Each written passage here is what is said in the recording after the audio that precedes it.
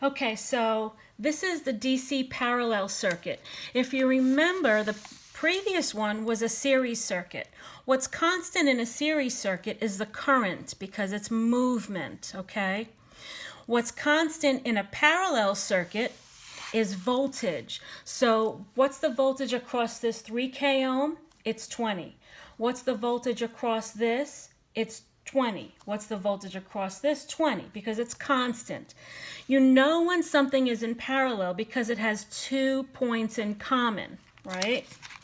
You know when something is in series because if you noticed, it's like Ring Around the Rosie. They only have 1 point in common, so that's how you know that it's in series. 2 points in common, you know that's in parallel, so they share the same voltage. So it's 20 volts here, 20 volts here, and 20 volts here. We have to get our total in a parallel circuit, and it's much different than series. In a series, remember, we just simply add them up. Well, here we have to get the reciprocal. So our total is 1 over R1 plus 1 divided by R2 plus 1 divided by R3. You get that answer, and then you take the reciprocal of that as well. Depending on what calculator you have, you can use the shift reciprocal button. The shift reciprocal button is basically just saying it's 1 divided by. That's it. So for instance, on mine, when I do it, I would do 3K shift reciprocal. That's basically saying it's 1 divided by plus 2K shift reciprocal divided by plus 6K shift reciprocal. I'm going to get that answer, and that answer we have to get the reciprocal of. So it's shift reciprocal one more time. So it's 1K ohms, 1,000. In a parallel circuit, when you have 3 resistors in parallel, your R total will always be less than the smallest resistor. So if you get an R total of more than 2K ohms, you know something is wrong. It should always be less than the smallest resistor. So R total for this parallel circuit is 1K ohms. Okay? And remember Ohm's law, E, I, R.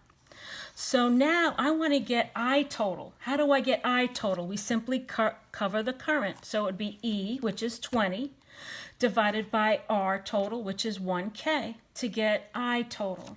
So if we take 20 divided by 1K, we should get 0.02 amps. So I total equals 0.02 amps, or we can say exponent negative 1, 2, 3. So it would be 20 milliamps. They are the same value. It's like saying 4 quarters and 10 dimes. It's still $1. So this is just 2 different ways to notate what that current is. So basically we're saying I total is 20 milliamps. Okay, that's the total current coming into that circuit. So now we have to get the current for these 3 resistors. The current for these 3 resistors must add up to the total amount of current coming into the circuit. How do we get the current? We use our Ohm's law and we cover I. So it'd be E divided by R to give you I. So 20 divided by 3K gives you 6.67 milliamps. The next one is 20 divided by 2K ohms gives you 0.01 or 10 milliamps. And finally, 20 divided by 6K ohms is 3.33 milliamps. Now if we add them up, 3.33 milliamps plus 10 milliamps plus 6.67 milliamps, we should get 20 milliamps, and we do. So let me show you how this works. So you have the total current, which is the movement coming in. It gets to this point and 6.67 milliamps comes down, and the rest, the 13.33 milliamps, comes here. When it gets to this point, 10 milliamps is coming down, and the rest of the 3.33 milliamps is over here. Then they meet up. So at this point, you should get 13.33 milliamps, this current and this current, because they all go back.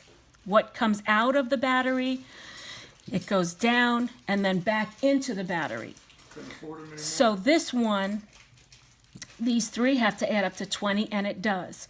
So when the total current comes in, 6.66 comes down. 13 goes this way. Once it hits this point, 10 milliamps comes down. 3.33 comes here. Then they all go home here. So let's say if I had an ammeter, which an ammeter checks the current. If I check the current here, I'm going to read 6.67 milliamps. If I check the current here, I'm going to read 10 milliamps. If I read the current here, I'm going to get 3.33 milliamps there. What if I check the current here? What should I get? 20 milliamps, because it had no place else to go yet until it gets to this point. How much current should I read here? Well, it's going to be 20 milliamps, because once these all gather together and go home, at this point, you're going to get 20 milliamps. I think that about covers parallel circuits. Good luck. Bye-bye.